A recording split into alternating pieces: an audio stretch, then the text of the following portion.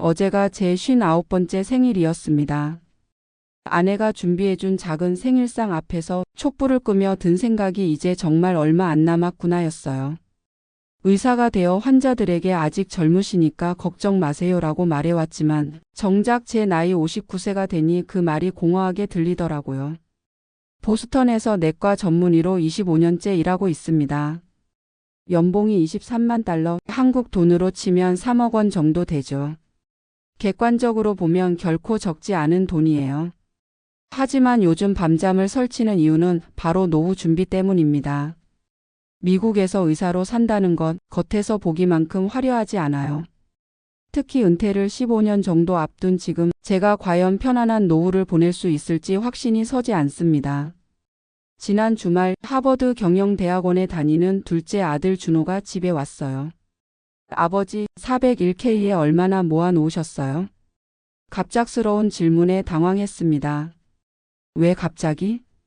수업에서 은퇴 계획에 대해 배우는데 아버지 나이면 최소 연봉의 6배는 모아놨어야 한다던데요. 그 순간 머리가 하얘졌어요. 제 401k 잔고는 42만 달러.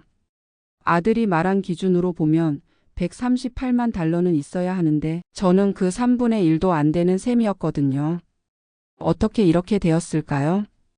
25년 전 한국에서 의대를 졸업하고 미국으로 온 순간부터 되짚어보면 모든 게 치밀하게 계산된 선택은 아니었어요. 1999년 34살의 나이에 가족을 데리고 미국 땅을 밟았습니다. 한국에서 내과 전문의 자격을 땄지만 미국에서는 모든 걸 처음부터 시작해야 했어요. USMLE 시험 준비하느라 1년, 레지던시 매칭 받아서 또 3년, 펠로우십까지 마치고 나니 정말 40이 다 되어서야 제대로 된 의사 생활을 시작할 수 있었죠. 그 7년 동안 가족이 겪은 고생을 생각하면 지금도 가슴이 아파요. 아내는 한국에서 간호사로 일했지만 미국에서는 라이선스 문제로 일을 못하고 집에만 있어야 했고 저는 레지던트 월급 월 3,000달러로 내 식구가 생활해야 했어요. 큰딸 소은이가 8살, 준호가 5살이었는데 아이들 앞에서 아빠가 미국에서 의사가 되면 모든 게 좋아질 거야 라고 약속했던 기억이 생생해요. 드디어 2006년 보스턴의 한 대형 종합병원에서 어텐딩 포지션을 얻었을 때의 기쁨이란 첫 월급이 1만 5천 달러였어요. 한국 돈으로 1,800만 원 정도. 그 순간 이제 정말 성공했구나라고 생각했죠. 하지만 현실은 달랐어요. 보스턴의 생활비가 상상 이상이었거든요. 우선 집부터가 문제였어요.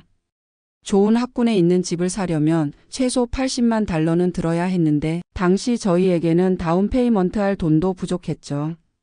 결국 렌트로 시작했는데 월 임대료만 3,000달러였어요. 식비도 만만치 않았어요. 한 달에 1,200달러는 기본이었고 가끔 한국 음식 먹으러 나가면 4명이 150달러는 우습게 나왔죠.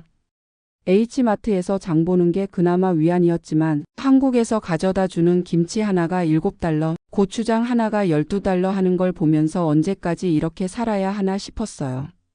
그리고 무엇보다 아이들 교육비였어요. 소은이를 프리메드 코스가 좋은 사립대학에 보내는데 1년에 6만 달러, 준호도 좋은 대학 보내겠다고 마음먹고 보니 두 아이 대학 등록금만 해도 1년에 12만 달러가 넘어가더라고요. 의대는 더 심했어요. 소은이가 하버드 의대에 들어갔을 때는 정말 자랑스러웠지만 1년 등록금이 7만 달러라는 현실을 마주했을 때는 아찔했어요. 4년이면 28만 달러, 한국 돈으로 3억 6천만 원이에요. 아내와 밤마다 계산기 두드리며 고민했어요. 우리가 과연 감당할 수 있을까? 아이들 학자금 대출받게 할 수는 없고 의사 부모를 둔 아이가 학자금 대출을 받는다는 건 결국 제가 내린 결정은 401k 기여금을 최소한으로 줄이고 모든 여유 자금을 아이들 교육비에 쏟아붓는 것이었어요. 회사에서 매칭해주는 6%만 넣고 나머지는 모두 아이들을 위해 썼죠. 나중에 벌어서 따라잡으면 되라고 생각했거든요. 아직 젊으니까 시간이 있다고, 의사니까 70세까지도 일할 수 있다고 안일하게 생각했어요. 2008년 금융위기 때는 정말 절망적이었어요. 401k 잔고가 하루아침에 30% 가까이 날아갔거든요.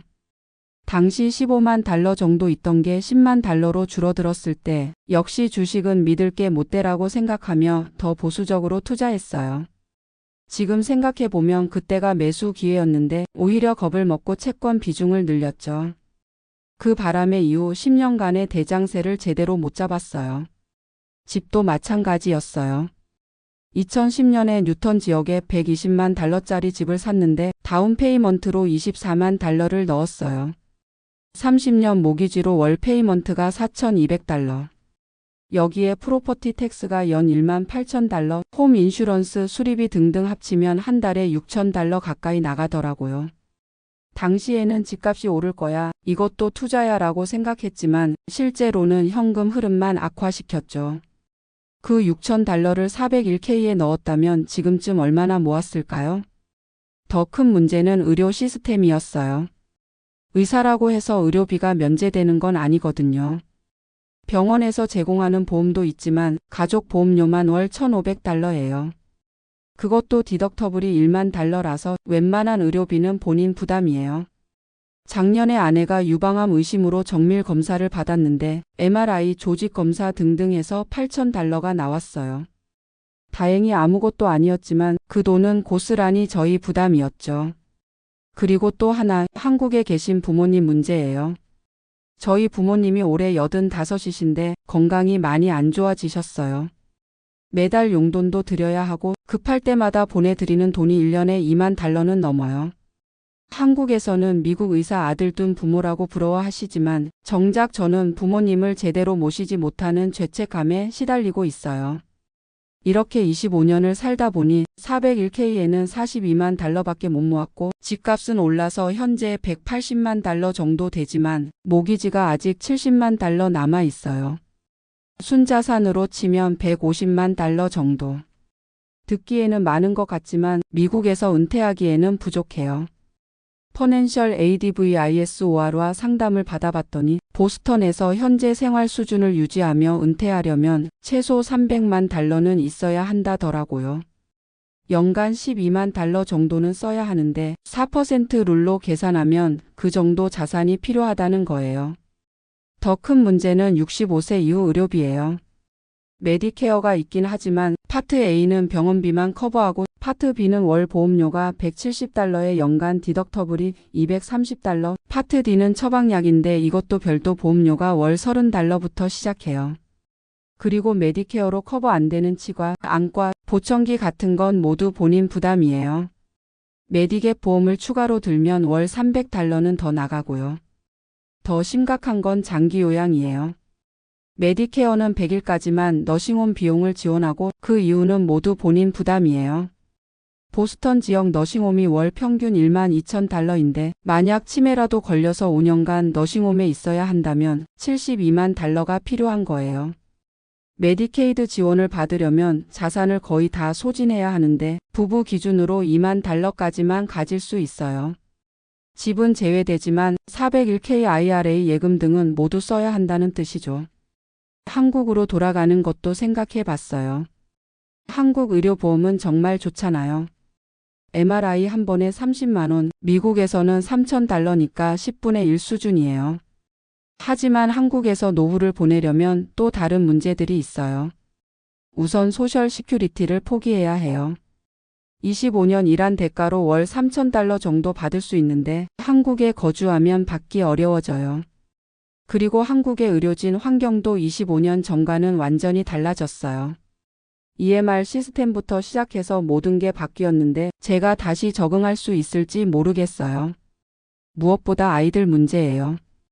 소은이는 내년에 레지던시를 시작하고 준호는 MBA 졸업 후 미국에서 일할 계획인데 저희만 한국에 가면 가족이 떨어져 살게 되잖아요.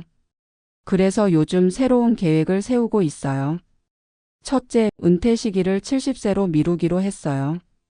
의사는 다른 직업보다 오래 일할 수 있는 장점이 있으니까 11년을 더 벌어서 401K를 늘려야겠어요. 월 5,000달러씩 넣으면 11년 후에는 지금보다 100만 달러는 더 모을 수 있을 것 같아요. 둘째, 집을 다운사이징 하기로 했어요. 아이들이 독립했으니 큰 집이 필요 없잖아요. 지금 집을 팔고 80만 달러 정도 되는 콘도로 이사하면 모기지 부담도 줄고 현금도 확보할 수 있어요. 셋째, 파트타임 의사로 일하는 방안을 생각하고 있어요. 70세에 완전 은퇴하지 말고 주 3일 정도만 일하면서 점진적으로 은퇴하는 거죠. 그러면 소셜 시큐리티도 받으면서 추가 수입도 생기고 의료보험도 유지할 수 있어요. 넷째, 한국과 미국을 오가며 사는 방법도 고려하고 있어요. 겨울에는 한국에서 지내고 여름에는 미국에 와서 손주들도 보고 필요하면 단기 일도 하는 거예요.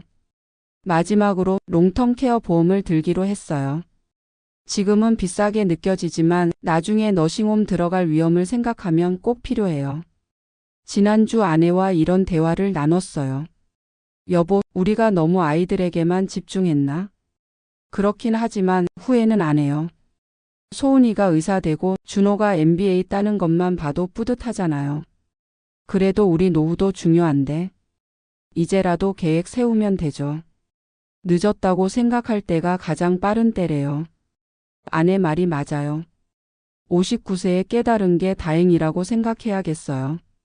많은 분들이 65세가 되어서야 은퇴 계획에 부족함을 느끼시는데 저는 그래도 11년의 시간이 더 있으니까요. 요즘 환자들을 보면서 느끼는 게 있어요.